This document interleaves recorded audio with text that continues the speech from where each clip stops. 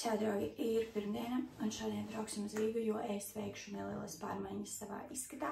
Es gribēju to izdarīt jau tad, kad biju vēl stāvoklī, bet tajā laikā es nevarēju, tagad es to droši varu darīt. Tā kā dosimies uz Rīgu veikt tās pārmaiņas, bet pirms tam es parādīšu, kā piesākas mūsu rīts. Noski. Nu, reizēm gadās arī tā, kamēr ģērbu Mateo, viņš aizmiga. Iešu tagad izgludināt vīram bikses.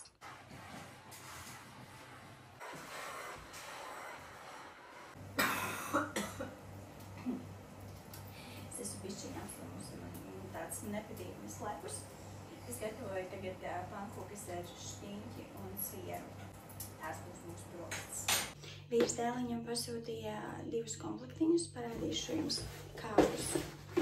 Vienu jau mēs uzvilkam, jūs redzējāt uz Mateo, un 3 komplektiņus.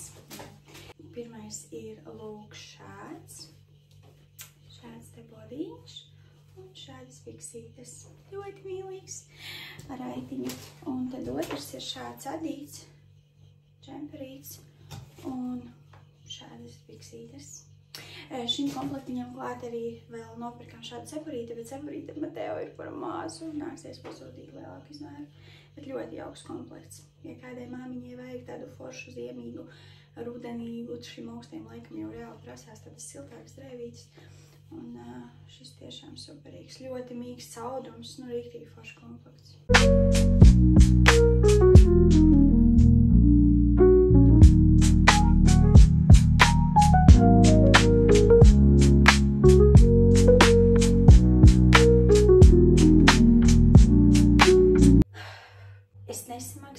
Frizierim par viņu darbu. Un iespējams tas nebija taisnīgi. Es braucu mājās un joprojām domāju, vai es izrīkojos pareizi. Bet ziniet, es teikšu atklāti, es esmu tik daudz reizes vīlusies tajā, kā frizieris veic savu darbu. Piemēram, es aizēju uz salonu, es parādu fotogrāfiju, kādus matiņus vēlos, piemēram, nokrāsot, nogriezt, un frizieris saka, jā, visu izdarīsim. Un beigās es skatos uz šo rezultātu un ir pilnīgi kaut kas cits. Tā kā pilnīgi kaut kas cits, pat tuvu nestāv tam, ko es esmu lūgusi. Un arī šajā reizē tā bija. Un līdz šim es vienmēr esmu samaksājusi frizierim, pat brīžos arī, kad es neredzēju to, ko es varbūt gribēju redzēt, ja beigās es tik un tā vienmēr samaksāju par šīm procedūrām un teicu, jā, būs labi, viss kārtībā. Un es domāju, ka lielākā daļa meiteņu dara tieši to pašu.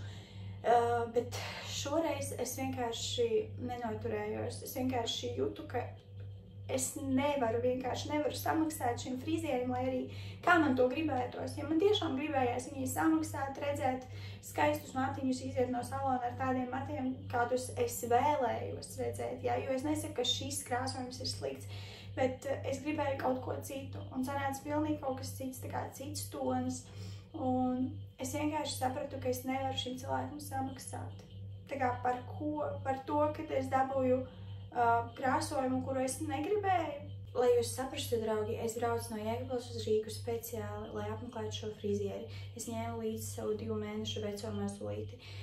Es sarunāju, ka tētis viņu uz šīm 3,5 līdz 4 stundiņām pieskatīs. Atslaucu viņam pieniņu, visu sagatavoju, lai viņš justos komforti. Un salonā es pavadīju 5 stundas. Labi, tas vēl būtu tas mazākais, ja? Ok, stundiņu vairāk. Un saprotiet, beigās es neieraugu to, ko esmu lūgusi. Un saprotiet, mani draugi, es beigās vienkārši sēžu, skatos, kā man šis meistars žāvē matus, un es skatos, ka tas tonis ir pilnīgi cits. Tā kā tas nav tas, ko es esmu lūgusi, tas nav tas, kā es iztēlojos savus matus. Un vienkārši es šim meistaram saku, tas ir pilnīgi cits tonis, ko es jums lūdzu. Tā kā, un meistars saka, nu pagaidiet, tūlīt izžāvēsim visus matus un tad paskatīsim. Es saku, ok. Es sagaidīju, kad man izžāvē visus matus, skatos un nekas nepamanījās, tas tonis tik un tā ir cits. Nu, tā kā. Un tad man šis meistars sāk skaidrot, ka uz tādiem matiem kā man nebija iespējams uztaisīt tādu toni. Un tad es viņai atbildēju, bet kāpēc jūs man to sakat tagad, kad jau mati ir nokrāsoti? Kāpēc jūs nevarējāt pirms procedūras man pateikt atklāti, ka uz tādiem matiņiem kā jūs mēs tādu toni nevarēsim tā kā uzlikt? Man nesanāks tāds krāsojums. Es varu jums piedāvāt citu, vai varbūt jūs vispār nevēlaties. Tad teikt, man vismaz būtu izvēle, tā kā, vai es gribu krāsot, vai es gribu kaut ko citu, vai es vispār negribu krāsot matus. Bet šeit tu vienkārši tiec nolikts fakta priekšā, ka tev jau ir uztaisīta procedūra, par kuru tev jāsamaksā. Procedūra, kas nav ne tuvu līdzīga tam, ko tu esi gribējis. Bēdīgi. Jūs noteikti, draugi, daudzi no jums, jūs zinat, ka arī es pati strādāju skaistumkopšanas jomā, un man ir ļoti svarīga atklāta komunikācija, gan no manas puses, kā no meistara, gan no klienta puses. Man ļoti svarīgi, lai es pati esmu atklāta un pasaku, ja, piemēram, man klients atnāk, viņš man parāda kaut kādu uzacu bildi, ja, un es paskatos uz viņu uzacīm, un es redzu, ka nevarēsim to panākt, kas ir fotografijā, jo meitene ir pilnīgi citas uzacis, es to tā arī pasaku, tā kā es neslēpju šo informāciju, jo tas nav godīgi, tas nav forši, un tāpat arī klientiem. Es pieļauju, ka ļoti daudz meitenes, kas aiziet pēc procedūrām vienkārši neapmierinātas, bet viņas tik un tā samaksā, un arī es līdz šim tā vienmēr esmu darījusi. Pat ja mani neapmierināja rezultāts, domāju, ok, tas cilvēks tāpat ir tērējis laiku un visu, un es tāpat samaksāju, bet šoreiz es jūtu, ka es vairs tā negribu darīt. Un tāpēc es vienkārši gribu ar šo video pateikt jebkuram meistaram, tā kā vienkārši es arī šai sievietei teicu, es teicu, lai jums tā ir par mācību, ka jūs vienmēr godīgi, atklāti pasakiet klientam pirms procedūras, ko ir iespējams veikt, ko nav iespējams veikt. Nevis tad, kad jau procedūra ir pagājusi, jūs sakat, mēs nevarējām jums uz tādiem matiem tādu krāsu dabūt. Man liekas, tas nav godīgi, tas nav pareizi un tam tā nevajadzētu būt. Un arī no klientu puses, meitenes vienkārši, es jūs gribu iedrošināt, nebaidīties, būt drosmīgām, neslēpt savas patiesās emocijas. Ja jūs redzat, ka nav tas, ko jūs esat prasījušas, ja, tad atklāti sakat šam meistaram. Sakat, ka tas nav tas, ko es gaidīju. Arī man personīgi, kad man nāk meitenes, es pat esmu dažām teikusi tā kā meitenēm. Ja jums nepatīk, atklāti pasakiet, jums nebūs jāmaksā par šo procedūru. Tā kā viss. Un es uzskatu, ka tā ir laba tāda komunikācija, kurai ir jābūt starp klientu un meistaru, godīgai, atklātai komunikācijai. Jo es šo vienkārši varu nosaukt par klientu maldināšanu.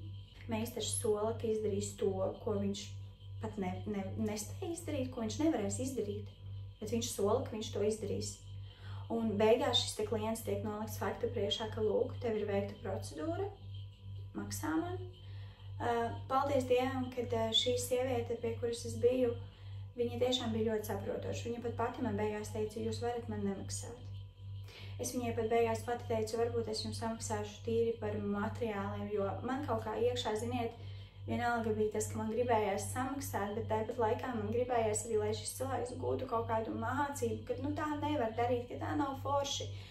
Un jā, kad es piedāvāju veikt samaksu par materiāliem, šis meistars man pateica, nevajag neko maksāt. Es teicu, ok, un tā mēs arī izšķīrāmies. Ja tu noskaties visu šo video, tad es lūdzu tev ieraksti komentārā, kā tu šādās situācijās rīkojies, kā varbūt tev ir bijusi līdzīga pieredze, kā tu uzskati, vai es rīkojos pareizi, vai varbūt man vajadzēja darīt savādāk. Lūdzu ieraksti komentārā, mums ļoti interesanti palasīt tavas domas. Un jā, es aizmirsu pievienot bildi, kādus matiņus gribēju šādus matus, un jūs redzat, kas mums sanāca.